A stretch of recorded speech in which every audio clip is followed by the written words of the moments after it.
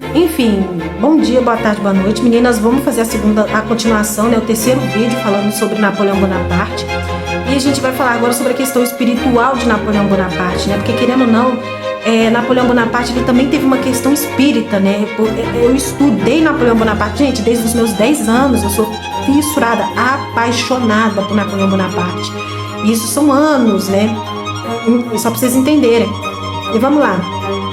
Essa questão espírita de Napoleão Bonaparte, o que é mais interessante, né, é que ele teve estudos, né? A gente entende que ele veio um rapaz de Córcega, né, um menino de Córcega, né? Eu vou abrir o terceiro vídeo falando sobre isso, né?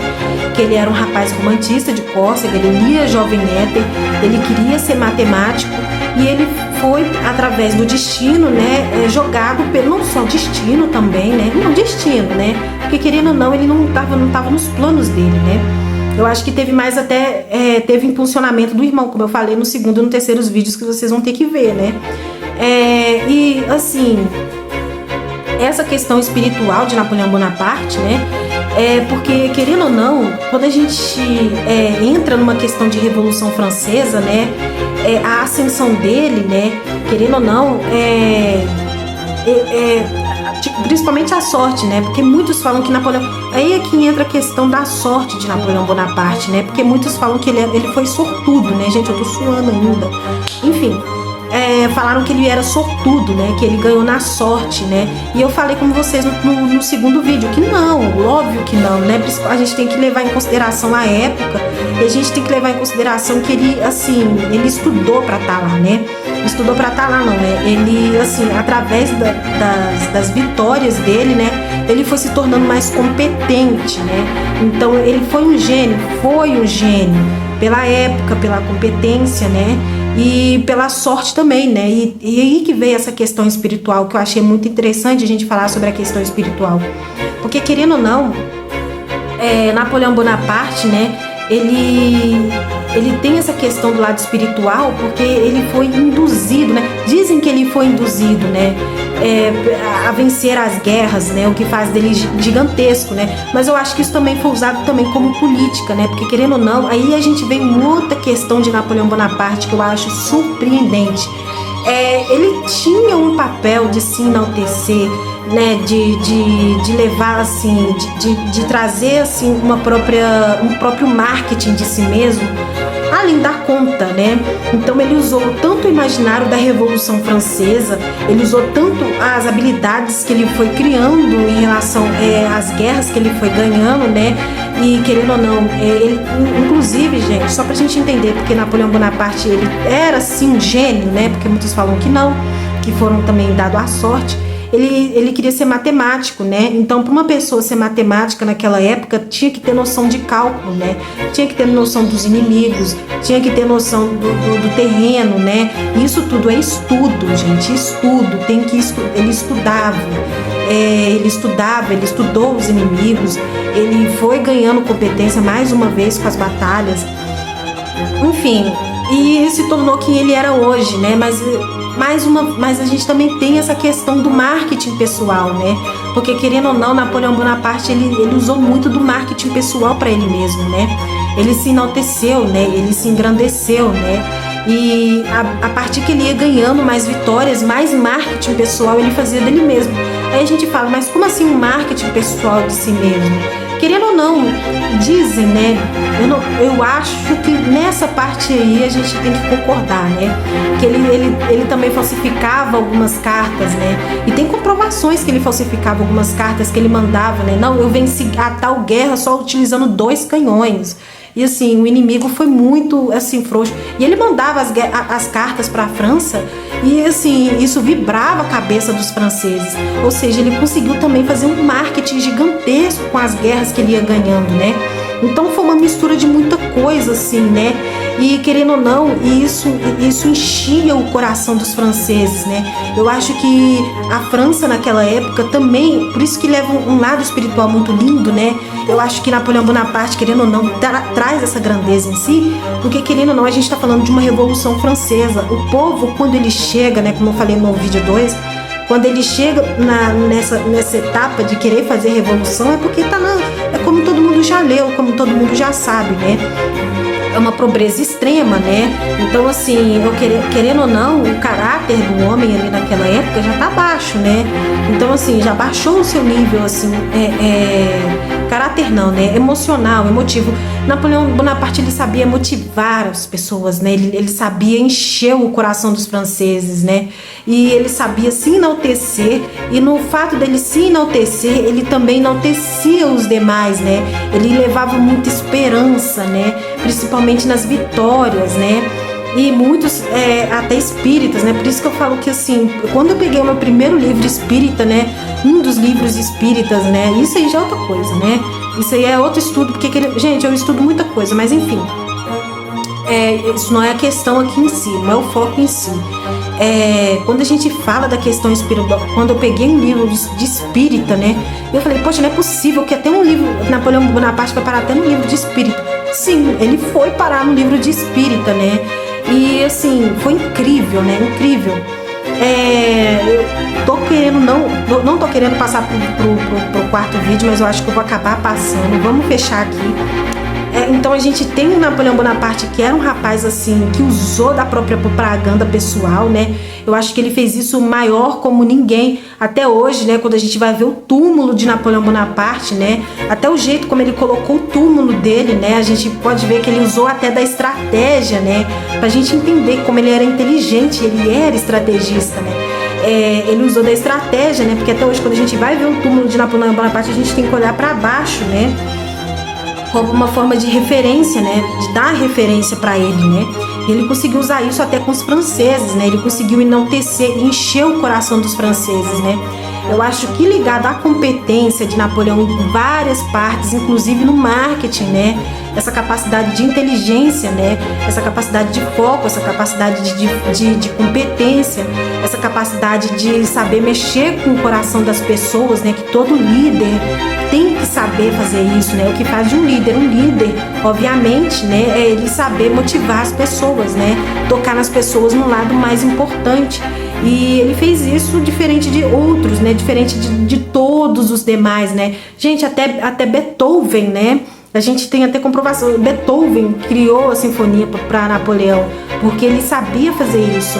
Ou seja, ele teve uma genialidade de vários níveis, né? Ele mexeu com o público também, né? Com marketing, enfim. E ele se enalteceu com isso também, né? E ele enalteceu um país inteiro, né? E querendo ou não, por mais que a gente, né? Eu vou tocar nessa questão agora, porque querendo ou não, a gente tá falando de uma época em si, né? Eu tenho a minha opinião que ele não só enalteceu a própria França, né? Ele foi de inspiração até mesmo para os inimigos, né? Eu acho que ele deu mole, sim, ele se enalteceu demais, mas a gente também tem essa questão, né? Que é igual o lance do segundo vídeo, da roda da fortuna, do tarô, que a gente nunca deve subestimar o inimigo, que ele sempre tá ali e a roda ela pode inverter. Como eu falei também, eu puxei até referência de Game of Thrones, né? Que os Lannisters, a Daenerys Targaryen, o objetivo dela era quebrar a roda da fortuna, e os Lannisters, o objetivo dos Lannister era manter a roda parada com eles lá em cima, né? E eu acho que Napoleão Bonaparte, ele tinha tanta noção da competência e da genialidade dele, que ele subestimou a roda, né? Eu acho que levando em si, né, a tragédia, o fim de Napoleão foi assim, ele sabia do que ele estava fazendo, e ele sabia que ele levava inspiração principalmente para os inimigos. A gente fala, não, mas como ele levou inspiração para os inimigos? A gente está falando de uma época que, querendo ou não, a pobreza, ela estava muito, assim, é a Revolução Francesa. A gente está falando da Revolução Francesa, querendo ou não, quando acontece uma Revolução Francesa, né, isso mexe com é por isso que eu falo de espírita. É por isso que os espíritas também se interessaram por Napoleão Bonaparte. Eu fiquei em choque quando eu vi um livro espírita sobre Napoleão Bonaparte. Porque, querendo ou não, o ego da pessoa, o espírito da pessoa na época, né, não só do país, da França, né, mas eu acho que do mundo inteiro, tava meio assim, tava mais pra lá do que pra cá, né? As pessoas estavam desanimadas, né? Eu acho que a pobreza, ela desanima as pessoas, né? E isso, querendo ou não, a gente, por mais que a gente fala só de um país, é o mundo inteiro, né? O que acontece, inclusive hoje, lá no Irã, isso chega aqui pra nós, né? Inclusive a gente teve o coronavírus também, o que aconteceu lá chegou aqui. Enfim, enfim, ele tinha essa noção que ele subiu a moral, né? É moral que fala, né? É moral. Ele subiu a moral, né, dos seus soldados, mas ele também conseguiu subir a moral da população inteira, inclusive até dos inimigos, né?